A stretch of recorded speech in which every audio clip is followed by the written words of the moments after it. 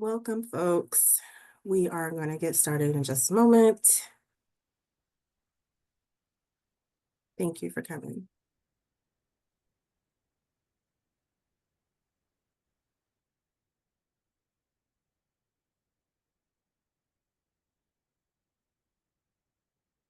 Good afternoon, everyone. We're giving folks about a minute to get into the space, and then we'll get started in just a moment. But do welcome to Justice and Public Health.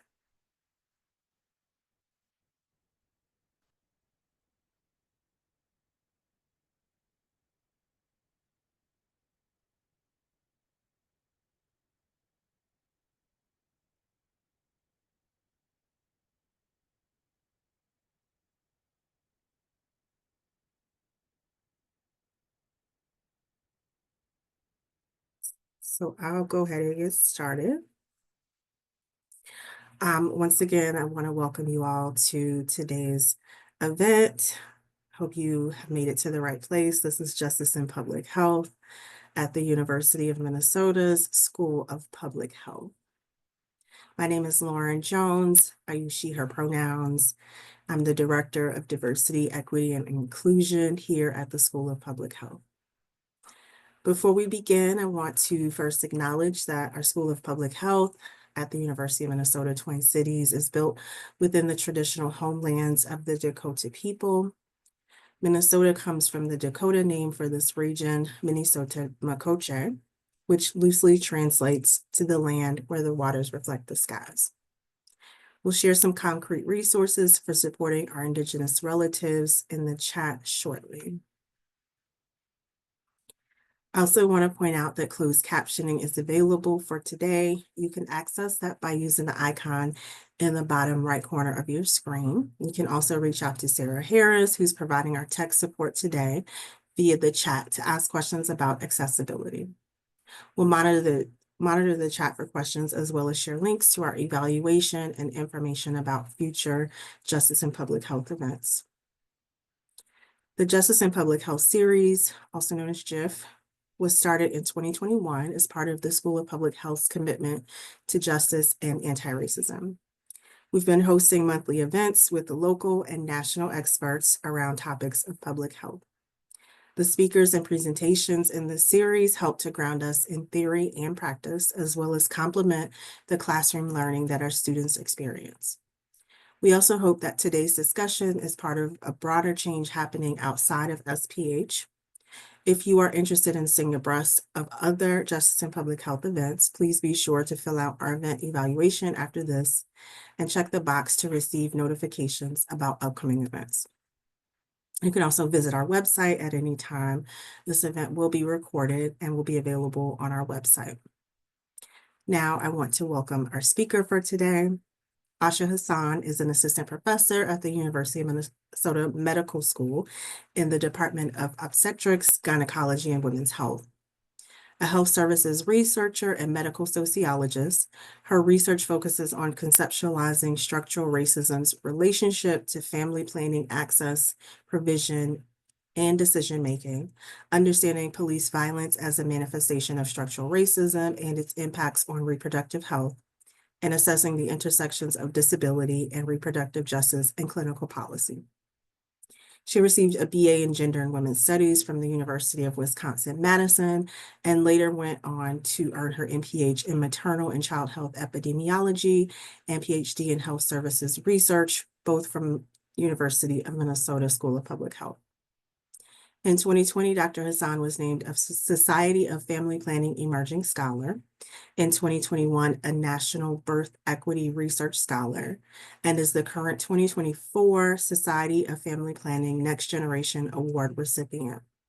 Dr. Hassan also gives frequent expert interviews on racism, equity, and reproductive health with media outlets such as ProPublica, CNN, NBC, and The Guardian. Please help me welcome Dr. Asha Hassan. Thank you so much, Lauren, for that introduction. I'm working on it, yeah. Oh, go ahead. My name is Asha Hassan, pronouns she, her. I'm a reproductive health equity researcher. And today I'll be talking about bodily autonomy, which is a concept that is oftentimes under-researched and undervalued in the public health space. My work is usually focused on family planning spaces, and although I'll be touching on some of those pieces today, I really want to hone in on this concept of bodily autonomy and why it should be more central to our understanding of a public health framework. Next slide.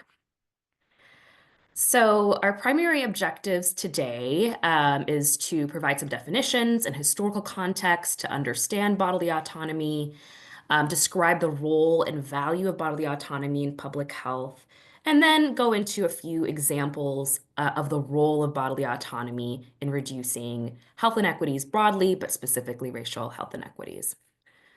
Next slide. Some of the content today is a little, could be potentially triggering. So, related to racism, reproductive oppression, and violence. So, if you find these topics distressing, please prioritize your well-being and take breaks as needed. Jumping into next content. So, want to just kind of give some grounding to kind of just see where folks are with this concept. So, what comes to your mind when you hear the phrase bodily autonomy? And you guys should be able to put in the chat what initial words or phrases come up for you when you hear that phrase. I see my body, my choice, birth control, abortion, choice to make decisions about your body, making my own informed decision. I like that one. Reproductive justice. We're going to get into that today. Amazing. Making my own informed decision, self-advocacy, easily accessible reproductive health care, freedom. Ooh, love that. Amazing. Thank you so much for sharing those thoughts with us. So moving on to the next slide, I want to kind of ground us into one specific definition. This definition comes from ARC Southeast, which is a reproductive health and justice organization.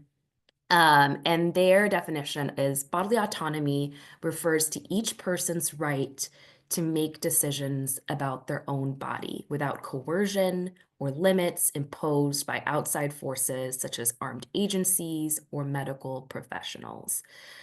As I mentioned earlier, bodily autonomy as a theory, as a concept, is very much so under theorized. When I started working in this area as a researcher, I really struggled to find good definitions that were published in the literature.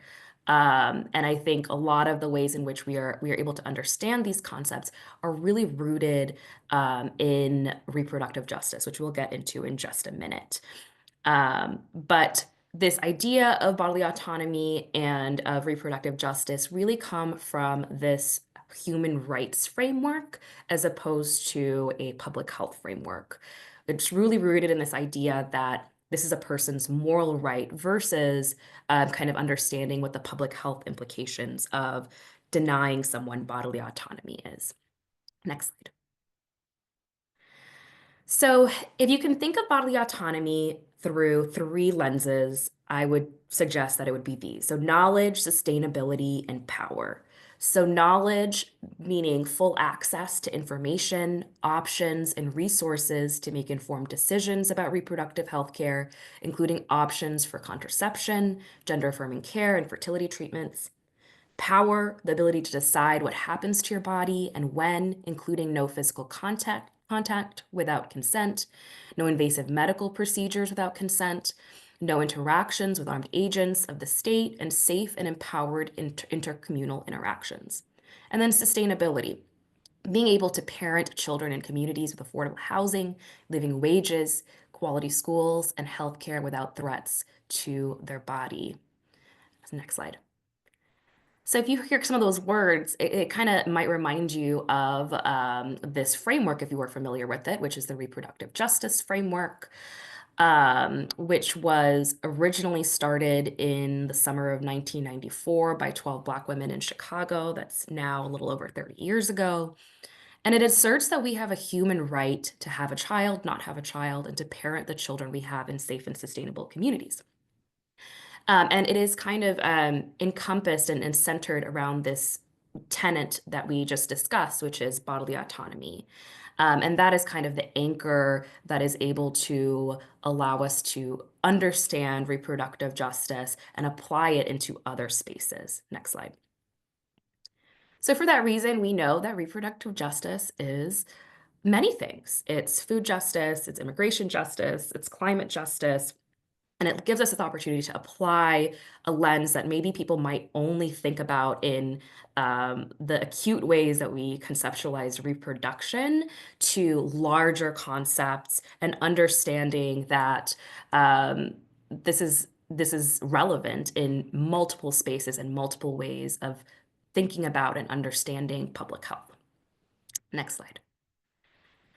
So, for the most part, outside of kind of what I just described as potential opportunities for us to apply this concept in other spaces, people typically apply bodily autonomy into a kind of these acute reproductive health and rights concepts. So, contraception, comprehensive sex education, prevention and care for sexually transmitted infections, understanding alternative birth options, adequate prenatal and pregnancy care, domestic violence assistance, and adequate wages to support families in safe home environments.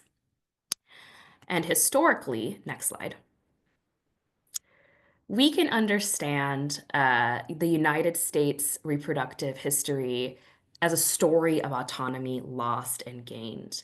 Lauren, you can skip through that and get to the final piece there. Thank you. And if we look at this timeline of the United States history, you can really see this history of um, rights specifically from the policy lens being removed or increased, and kind of seeing what the impacts of that are, particularly the inequities associated with that.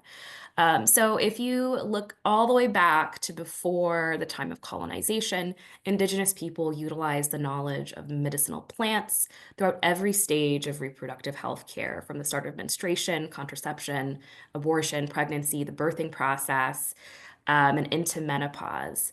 And there was no regulations or sort of like political influence into thinking about what people had access to. And then prior to the Civil War, abortion and contraceptives were legal in the US. For the most part, the persons who performed these manners, the manner of reproductive health care were women, midwives. And we look at some of these early history, specifically in the South during slavery, of Black women's fertility being really policed through, questions and concerns about um, enslaved Black women um, knowing and having all of these knowledges from midwifery, and that they had brought from Africa to prevent pregnancy and to also have abortions, and really seeing this as a resistance to slavery. You can look at like medical journals for an example of this time and see personal accounts of doctors who are aware that something is going on, that there's potentially this knowledge around pregnancy that they don't necessarily have, and that this was like a potential economic loss for slave owners and plantation owners. So that was something that they wanted to be able to police and understand so that they could prevent kind of that agency and autonomy. And if we look at the end of slavery, when the Black women specifically did not carry the same economic value in the labor market, we see changes in what policy looks like, particularly political pressures to limit the Black birth rate, as well as immigration that from Southern Europe, particularly folks who were Catholic, um, and wanting to kind of limit this population and increase what was kind of the white Protestant community that had been in power in the U.S. up until that point. And what had ended up happening as a way to kind of limit that was the first abortion bans in the 19th century, which was really championed by the American Medical Association as a way to professionalize the fields of obstetrics and gynecology and to push out midwifery that was, largely a women-dominated field and racially diverse field as well. Moving on into kind of this era, we start to see more and more about eugenics and thinking about this from the contraceptive lens. This is also a big part of the story of how we got access to birth control pills and um, understanding kind of that early effort was very much so linked to the eugenics movement, which is a movement of the early 20th century to kind of apply these like larger demographic ideas of who should have children, who shouldn't have children. Um, and we kind of see this kind of trickling on into the 20th century as far as kind of being able to gain autonomy with Roe v. Wade to some extent, as far as legalizing the provision of abortion care, but also seeing at the same time restrictions on abortion access globally, which I'll get to in a moment. We see still kind of like the criminalization of pregnant people in prisons. Shackled birth is still very much so an issue. And more recently, with the Dobbs v. Jackson decision and continued pregnancy criminalization, as we see increasingly with cases such as a more recent case out of Louisiana. Next slide. And this is really paralleled in the global South. I'll use Latin America as an example. We see the US being able to leverage policy to limit and control the opportunity for bodily autonomy. We see this first with we see some early examples of this with the first large scale human trials of the birth control pill, which were intentionally done in communities that had limited agency in the 1950s. And then also thinking about the role of US power, imperial power in the global South as it relates to the global gag rule, which is a limitation on, and has had different iterations, but for the most part is a limitation on the ability for organizations that receive US aid to provide abortion or provide abortion information. And pretty much has caused like a limitation on what can happen and what autonomy people have in the global South.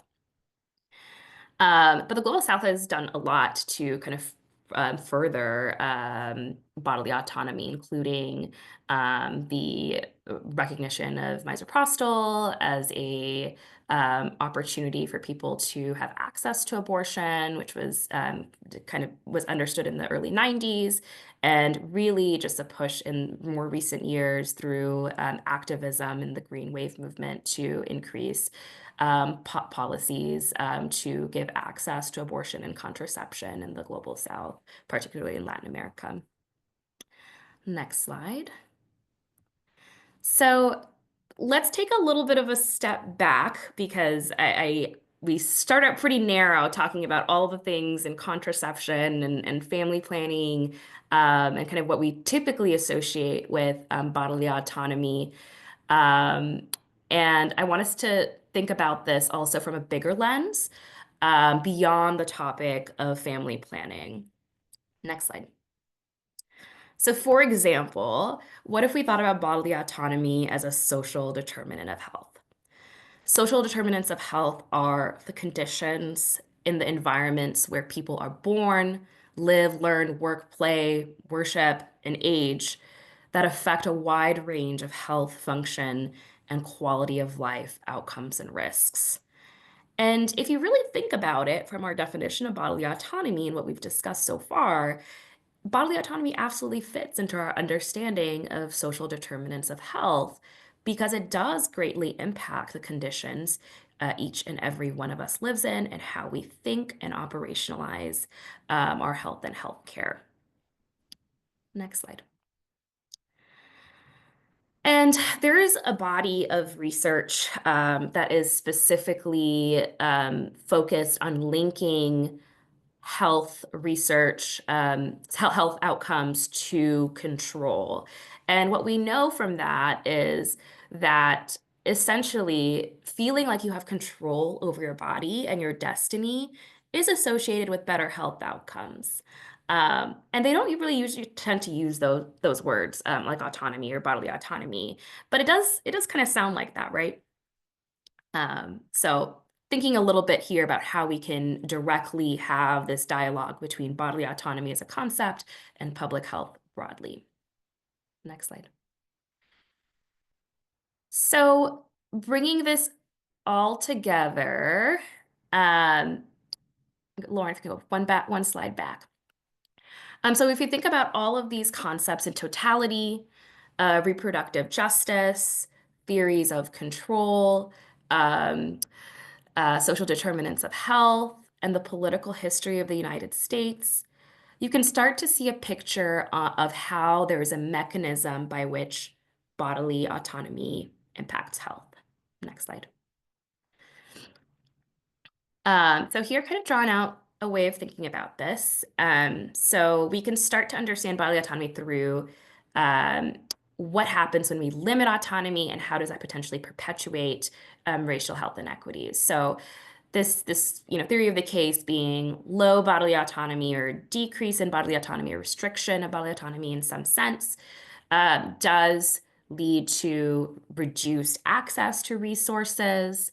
It leads to greater stress on the individual. And these two things can work together to exacerbate health inequities or create worse health outcomes. Next slide. So I want to provide a couple of examples here of how this may play out outside of kind of the family planning sphere. Um, the first of which is thinking about the role of doula care. Doulas help people maintain their bodily autonomy by providing non-judgmental support and respecting their values and beliefs of their clients. Doulas can help people through a range of reproductive experiences, including pregnancy, birth, abortion, miscarriage, adoption, postpartum. And one of the main activities or roles of a doula is to help clients reflect on their options and make choices that align with their values. And what we can see in that concept is by giving this opportunity for people to make informed choices, that we see a reduction in the risk of cesarean sections, preterm birth, and postpartum depression and anxiety. So this is a direct kind of correlation of thinking of the application of the slide I just showed previously, thinking about what does it do in the opposite direction, right? When we increase or give more access to bodily autonomy, even in the context of clinical policy of giving people access to doula care, it gives them, it decreases stress and it increases access to this resource and therefore decreases some of these adverse health outcomes and potentially inequities in that process as well. Next slide.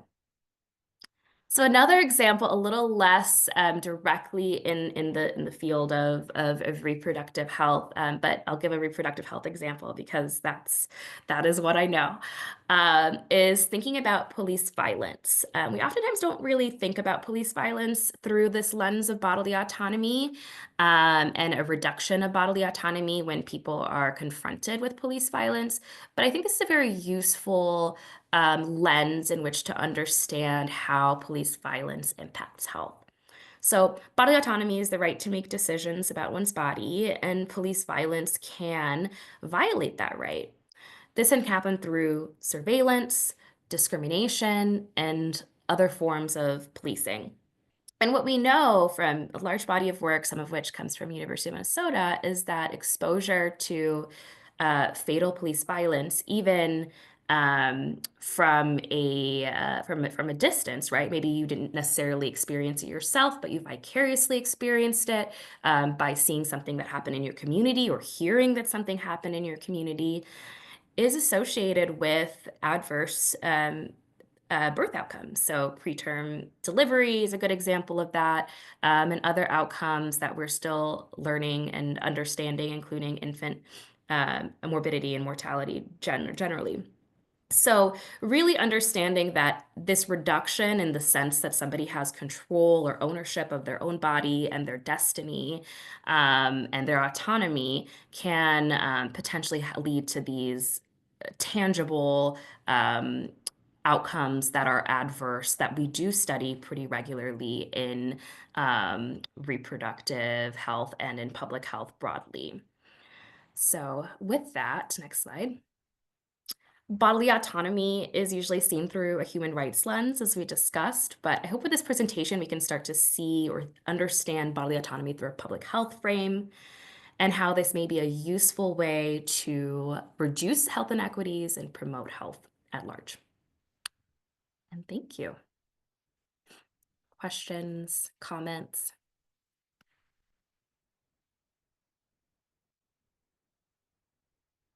Okay, so I see a question in the chat, a very hard question, which is, how would you recommend to respond to those who use bodily autonomy arguments to counter vaccination requirements? And I think the way I like to think about this, and I think there's other scholars who've specifically focused on this specific area, and I'm happy to share that at some point, is with the definition that I gravitate towards for bodily autonomy, which I'll just repeat again, which refers to each person's right to make decisions about their own body without coercion or limits imposed by outside forces, such as armed agencies or medical professionals. I can see how somebody can use that definition to counter some of these vaccine requirements. But for the most part, the ways in which we've historically studied and understood bodily autonomy really comes from the perspective of what is the individual person's rights when it only affects them, what it is within um, their body and their health decisions individually, and not so much other people who are external to them in impacting their health. And with the concept of vaccines are a community health good, and an individual person's decision to not have a vaccine does potentially impact their community, their neighbors, their family. So kind of taking a step back from the individual frame and the community frame and understanding why there's a difference there as far as what the lines and the limitations are. Okay, another question.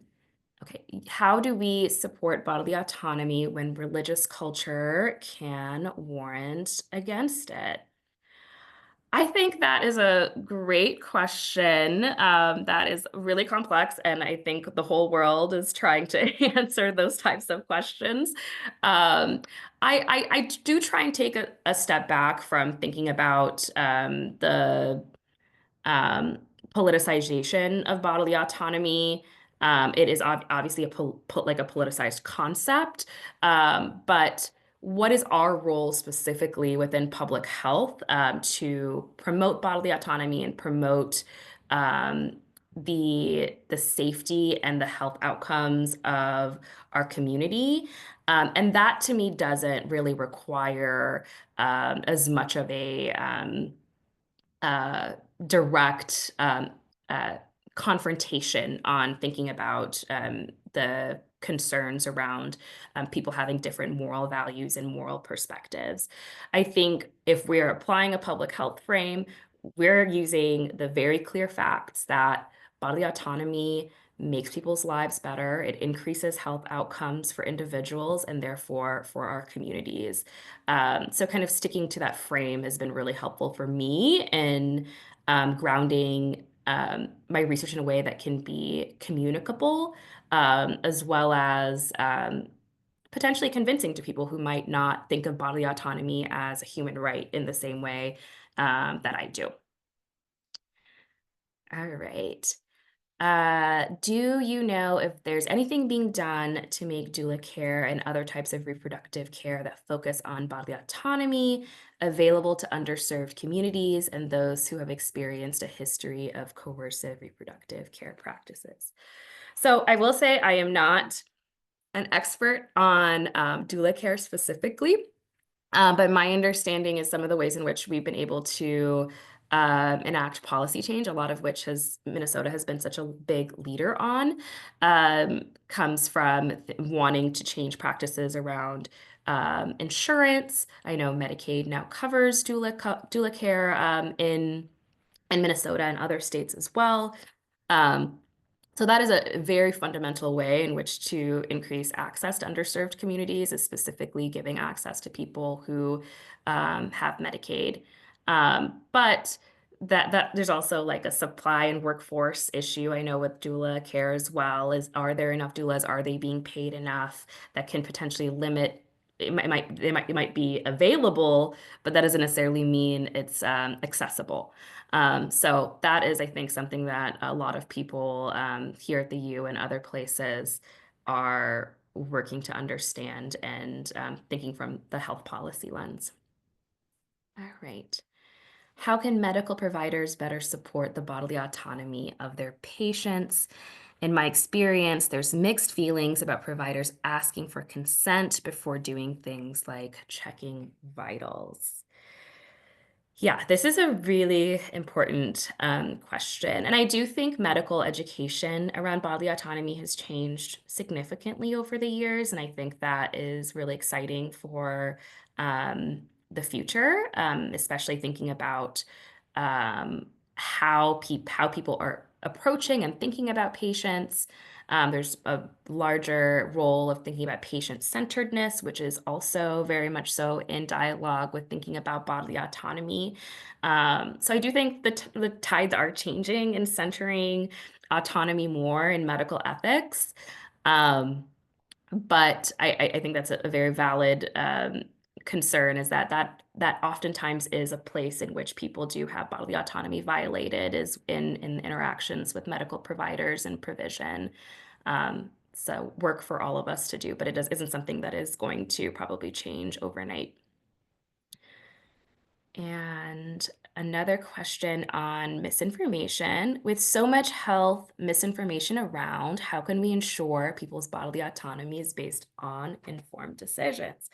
This is also a really great question. Um, I think we are still very much so trying to understand mis and disinformation in the health sphere. And I will say, particularly in reproductive health, it is a very complicated lens. I'll just say, somebody who has done some work on like social media to try and understand people's perspectives on things like contraception. It is the wild, wild west in a lot of ways, in what people are being exposed to as far as information.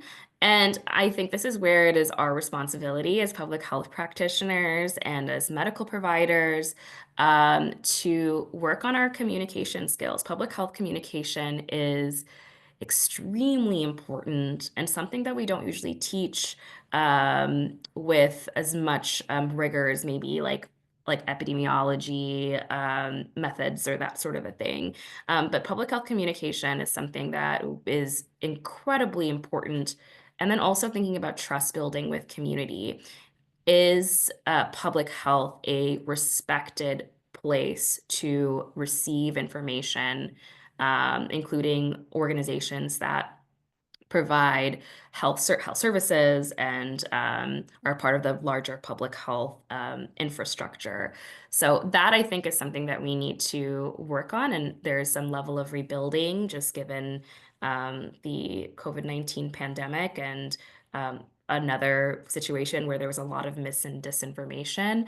Um, but we that there's a lot of work to be done in that space. I don't think we can say that we can ensure people's bodily autonomy. We can work towards it. It's the same thing as health equity. Health equity is something that we can work towards. I don't know if it is something that we will achieve overnight. Any more questions?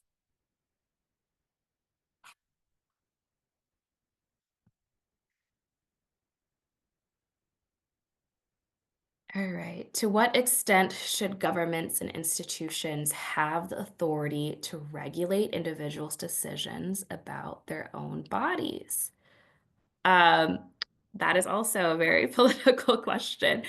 And I think it's useful, again, like I said earlier, to think about this through the public health frame, and to acknowledge that there are things that are within our control, as far as what can change with policy and advocacy around that. I think I specifically like to focus on specific items that increase bodily autonomy as far as policy change. So we talked about doulas as a good example of that.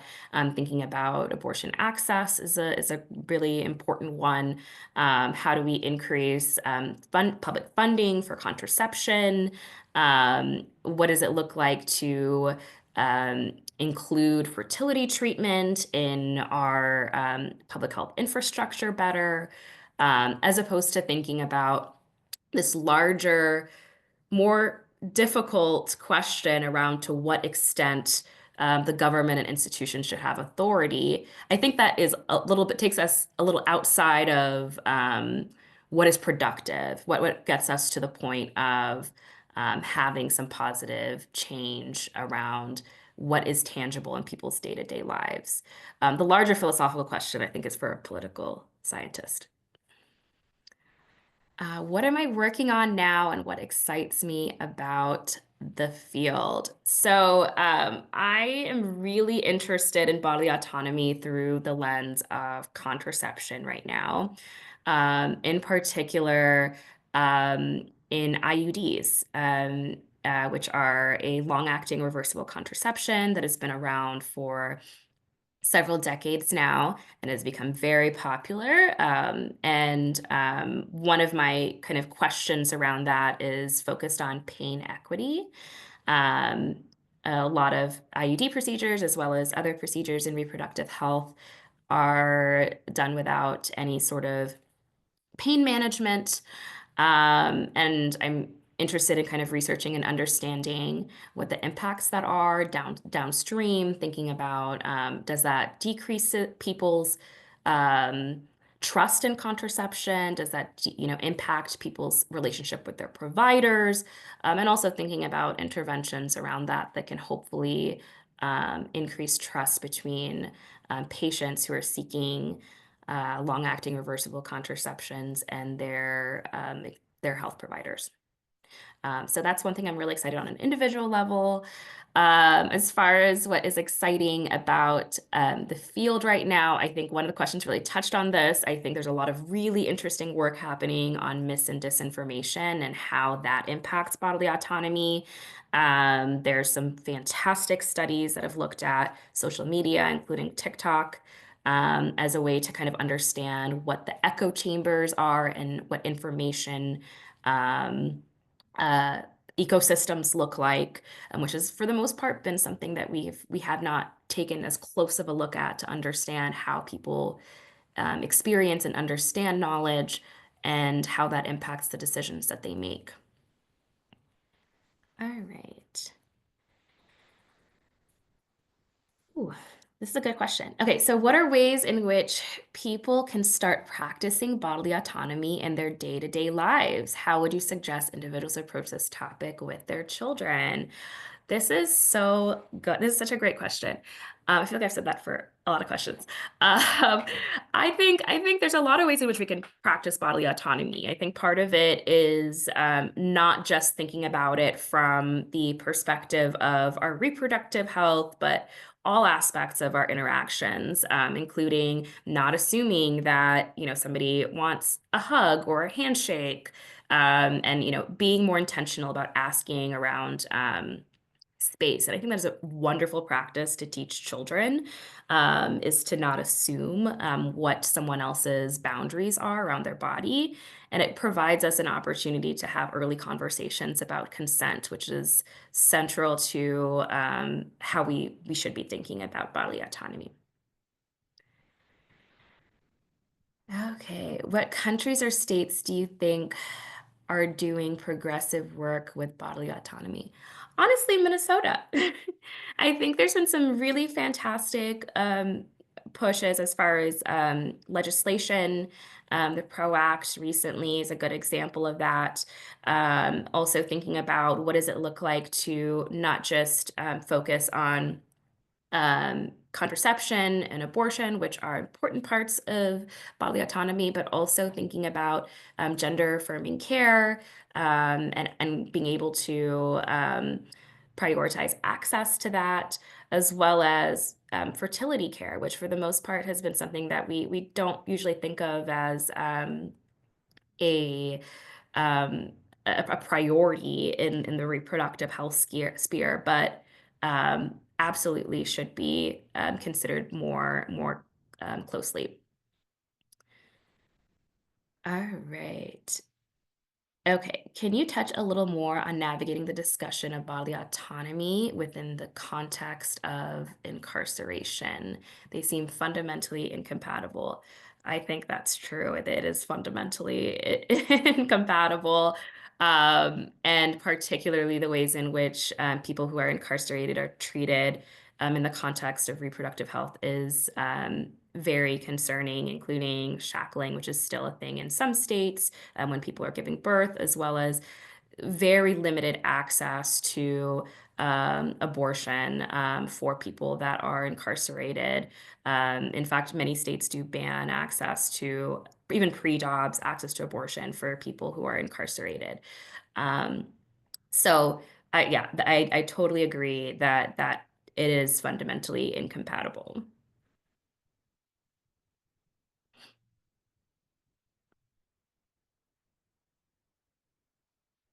Any more questions?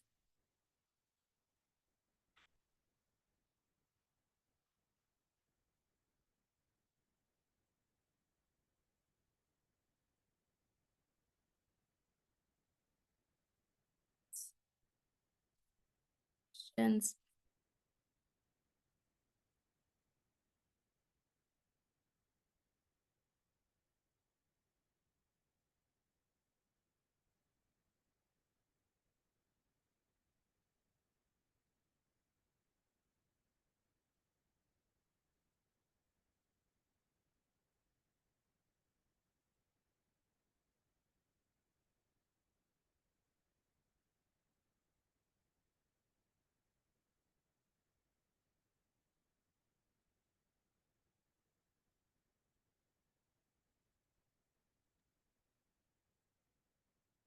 I see one more question from Michelle. Yeah. Is there a line between upholding bodily autonomy and putting others at risk? Thinking of things like restraints for combative patients. I think this is also very similar to thinking about vaccine mandates and the same kind of concept, right? Where there is a line. I don't think that bodily autonomy is an absolute in all contexts that you can do anything with your body at any moment in any space. But that is the line right there as far as thinking about um, when boundaries are crossed as far as what somebody's um, uh, individual safety looks like and their health looks like. So I think that makes I think this is a pretty clear line of where there is a line between putting others at risk and what uh, individual safety looks like.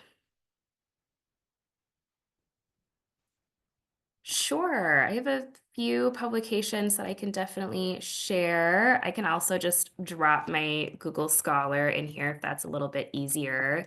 Um, some work that's been focused mostly on abortion and understanding some of the individual um, pieces in which abortion access is related to um, racial equity, as well as disability justice.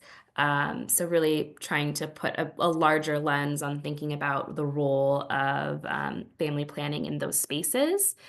So yeah, I can absolutely share that.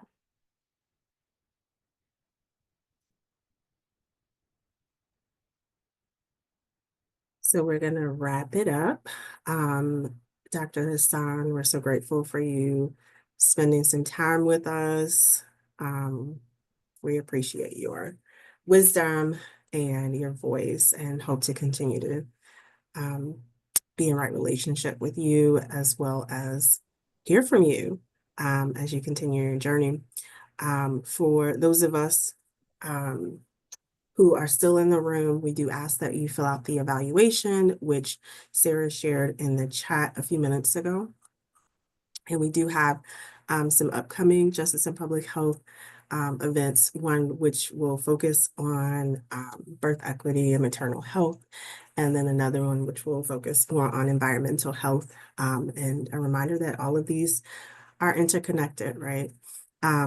So with that said, we appreciate your attendance, your attention, and your investment into this work. We hope that you will continue to engage with us going forward. Your work with disability justice. Is there any way we can connect? Oh yeah, you shared your email Sure. before. Yeah, so you can drop Yeah. that in there. It's just asha@umn.edu. Pretty simple. You got a good one. Yeah, I feel like Beyonce. Thank you all. Have a fantastic day. Stay warm if you're here in the Midwest. We'll talk to you soon.